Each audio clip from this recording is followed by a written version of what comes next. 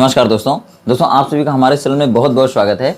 जैसा कि दोस्तों आप देख रहे हैं, हम आपके सामने एक बूस्टर सीरीज लेकर आए हुए हैं। और दोस्तों बता दें कि ये क्लास 12 की केमिस्ट्री फर्स्ट के लिए 6वां चैप्टर का है। और बता दें कि ये सीरीज ये तो लगभग 5 मिनट का होगा, आसपास जाएगा 5 मिनट के, लेकिन इसमें आपको ऐसी ऐसी चीज़ें दी हुई हैं जिससे आपका पूरा चैप्टर कवर हो सकता है। यानी अगर आप पूरे चैप्टर को अगर अच्छे से जानते हैं या पढ़ते हैं या समझते हैं तो दोस्तों ये आप चुटकी में सॉल्व कर सकते हैं। ये देखिए, ये मैच द फॉलोइंग ही है। एक तरफ मेटल लिखा हुआ है, एक तरफ ओर्स लिखा हुआ है, अयस्क लिखा हुआ है, फिर यहाँ पर आपको दूसरा चीज़ मिल जाएगा, यहाँ पे दूसरा चीज़ मिल जाएगा, यहाँ पर आपको दूसरा चीज़ मिलेगा और यहाँ पर आपको दूसरा चीज़ मिलेगा। यानी कि सभी चीज़ें उस पूरे चैप्टर में ही समाहित हैं। और अगर पूरे चैप्टर में अगर आप अच्छे से पढ़ें, पूरे चैप्टर की जानकारी रखते हैं तो आप इनको चुटकी में सॉल्व कर सकते हैं। यानी एक तरह से कह लीजिए तो ये पूरी तरह से समरी के तौर पर है। ठीक है, ये समरी है और आप अगर इनका आंसर दे पा रहे हैं तो आप समझिए कि आपको पूरा चैप्टर अच्छे से तैयार है।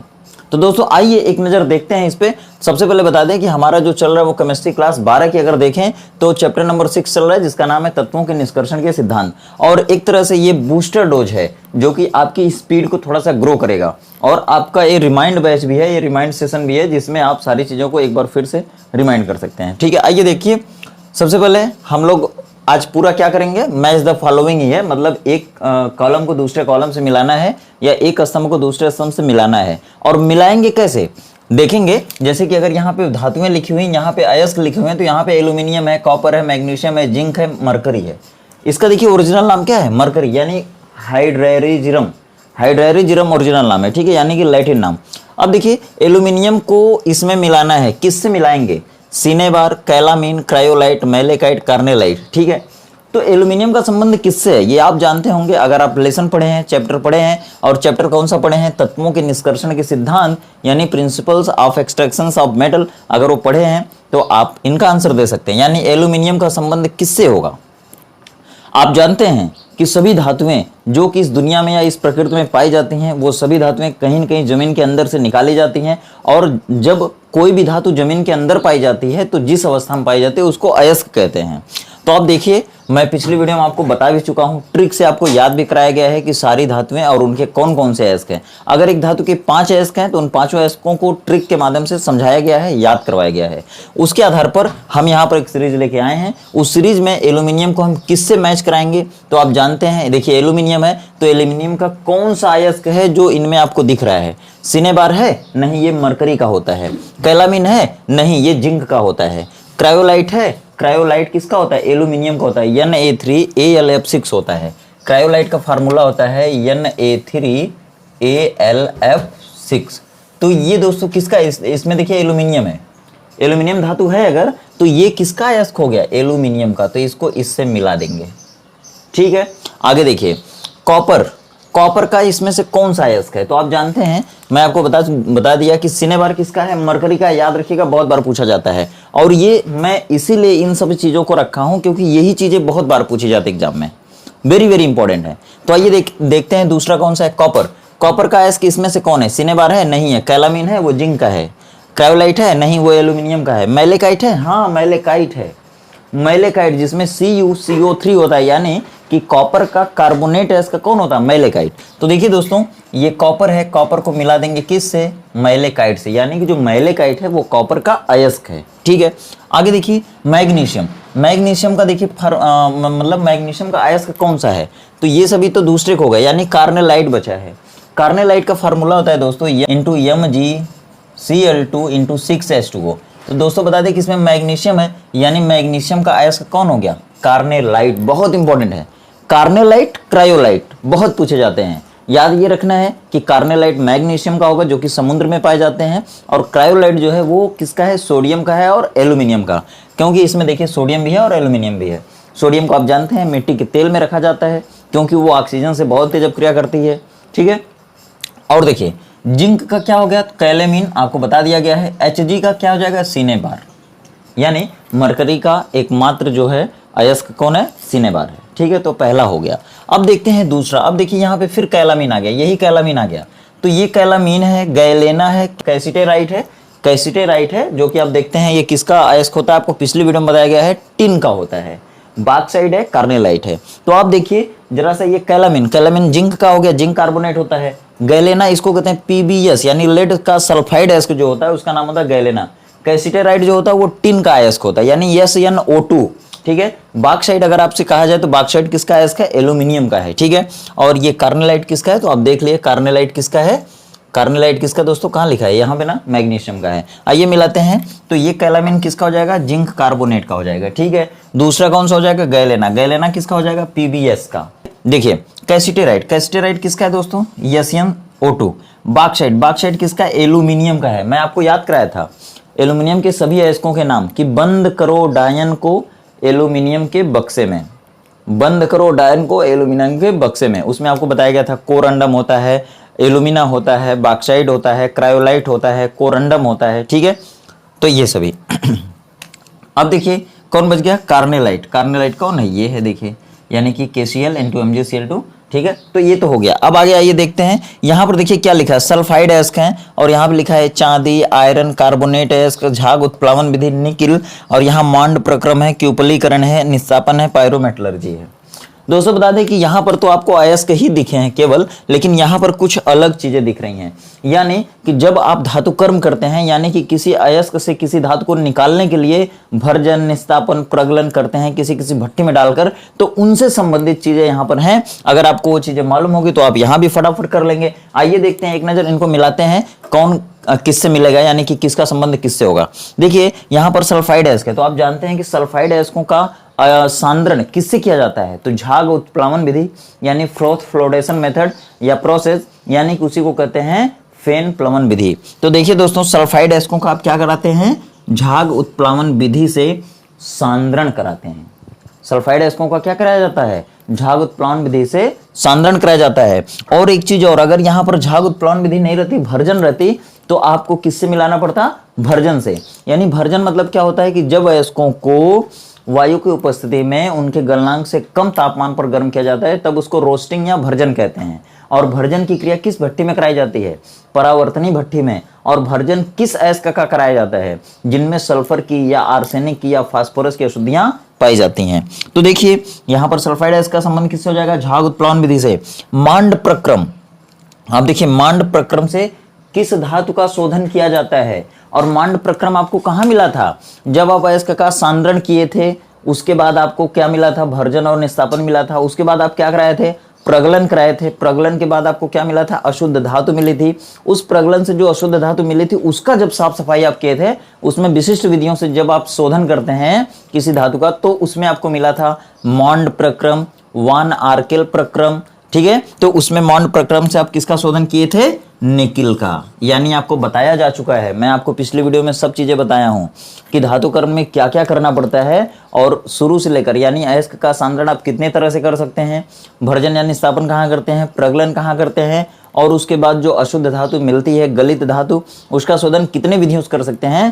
तो ये पूरा ही चार्ट आपको पिछली वीडियो में मिलेगा, और पिछली वीडियो आपको प्लेलिस्ट में मिलेगी। और दोस्तों उसमें सारी चीजें आपको नजर में रखना पड़ेगा, तभी आप पूरे चैप्टर में कहीं से भी किसी क्वेश्चन का जवाब दे सकते हैं।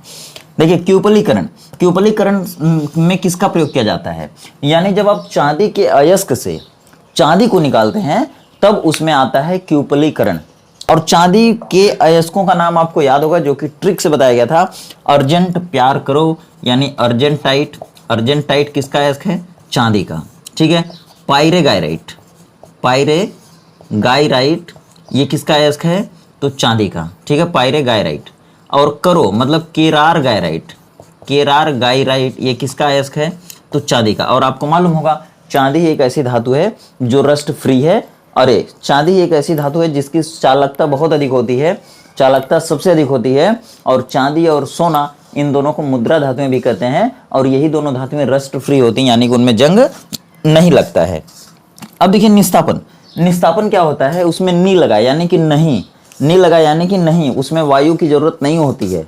यानी कि वायु की अनुपस्थिति में जब आप अयस्कों को उनके गलनांक से कम तापमान पर गर्म करते हैं, तब उसे क्या कहते हैं, निस्तापन। और निस्तापन किस अयस्क का कराया जाता है, हमेशा निस्तापन उसी अयस्क का कराएंगे जहां पर कार्बोनेट की अशुद्धियां पाई जाती हैं। तो यहां पर देखिए कार्बोनेट अयस्क आपको दिख रहा है, तो निस्तापन का संबंध किससे हो जाएगा, कार्बोनेट अयस्क से हो जाएगा। अब देखिए पायरोमेटलर्जी, यानी कि ये आपका यहाँ पर ये बचा, यहाँ पर ये बचा, तो अंत में किसका संबंध किससे होगा? पायरोमेटलर्जी का आयरन से। लेकिन पायरोमेटलर्जी का मतलब होता है, मेटलर्जी मतलब होता है धातु कर्म। जब धातु कर्म की क्रिया में आग की सहायता ली जाए या उच्च तापमान की सहायता ली जाए, तब आप उसे क्या कहेंगे? पायरोमेटलर्जी। पायरो में क्या होता है? आग होता है, ठीक है, टेम्परेचर होता है।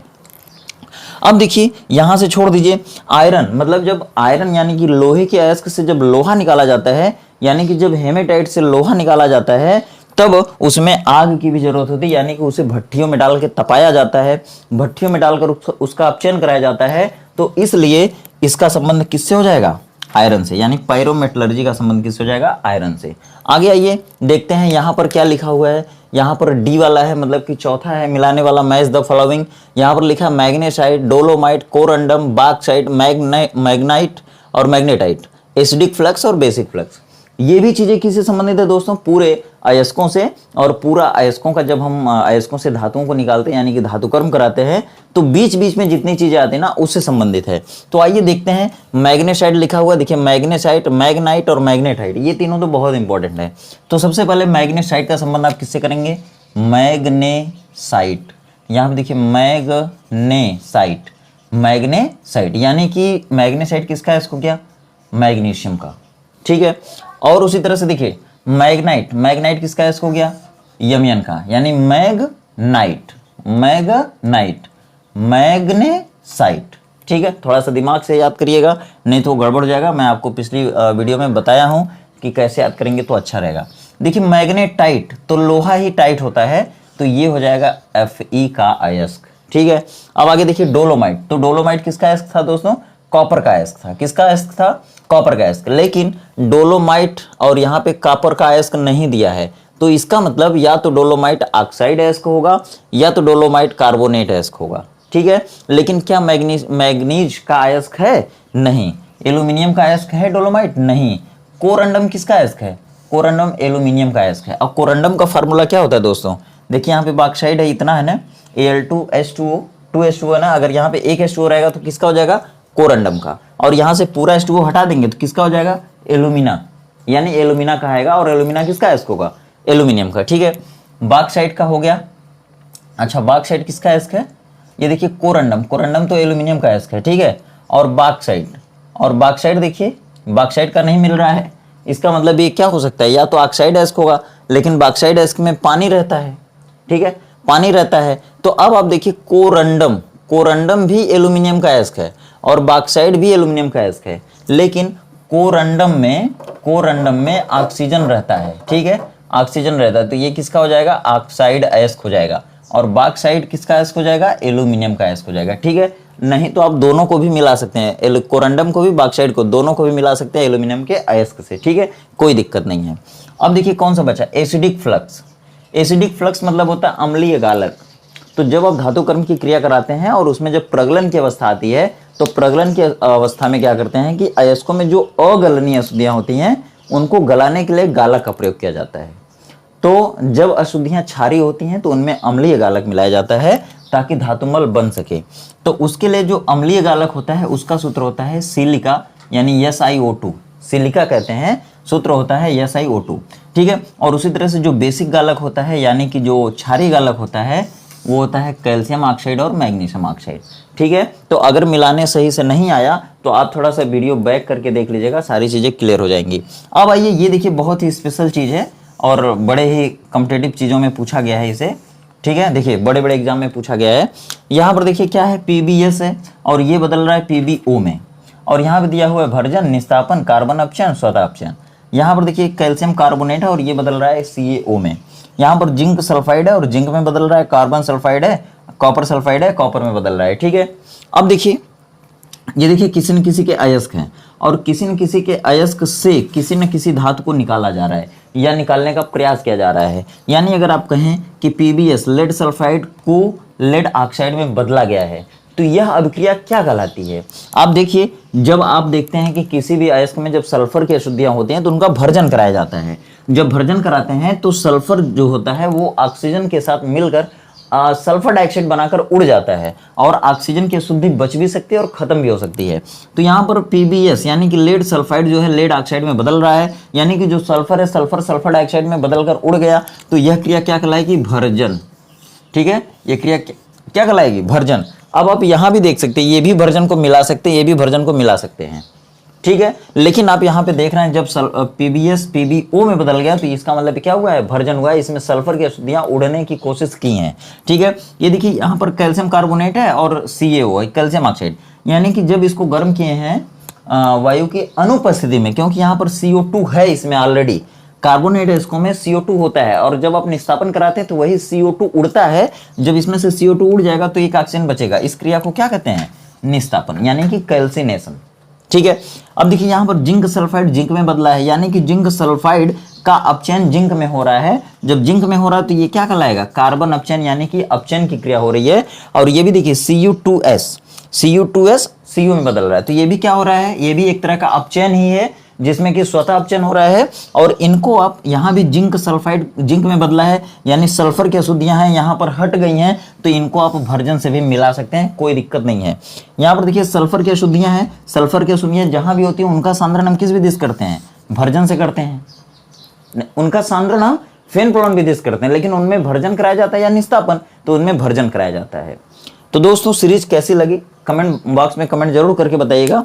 दोस्तों बता दें कि अगर इस तरह की आप सीरीज चाहते हैं तो आप कमेंट करेंगे तो हम इस तरह की सीरीज हर लेसन से संबंधित अवेलेबल करा देंगे। लेकिन ये सीरीज इतनी फायदेमंद है कि पूरा ही चैप्टर फिल्टर करा देती है ये सीरीज, मतलब कि पूरा चैप्टर आपके दिमाग में रख देती है ये सीरीज। है तो है ज़्यादा से ज़्यादा 5-7 मिनट की होगी, लेकिन इसमें आपको पढ़ने से फायदा होगा। क्या फायदा होगा? कि पूरा चैप्टर आपके दिमाग में रहेगा। ठीक है, चलिए दोस्तों मिलते हैं इसी तरह की सीरीज के साथ आगे भी। वीडियो कैसे लगी, सेशन कैसा लगा जरूर बताइएगा कमेंट करके।